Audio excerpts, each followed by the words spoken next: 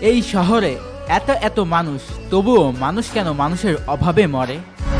মানুষ কেন মানুষের অভাবে ছটফট করে? মানুষ কেন নির্দিষ্ট একটা মানুষের জন্য জীবন বিসর্জন দেয়? কেনই বা তার জন্য কেঁদে কেঁদে চোখ ভাসায় অমৃত্যু পর্যন্ত?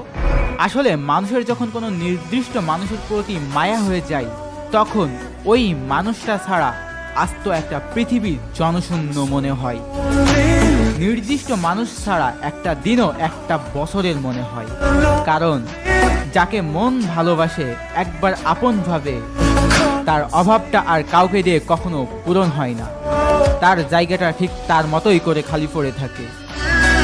হাজার মুখ হাজার হাসি থেকেও সেই একটা মুখ না থাকলে সবই ফাঁকা ফাঁকা লাগে। যদি কেউ শেষ পর্যন্ত জীবনে নাই থাকতে পারে, কেন তাহলে তারা আসে?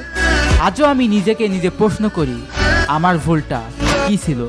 হয়তোবা আমার ভুলটা ছিল তাকে ভালোবাসা।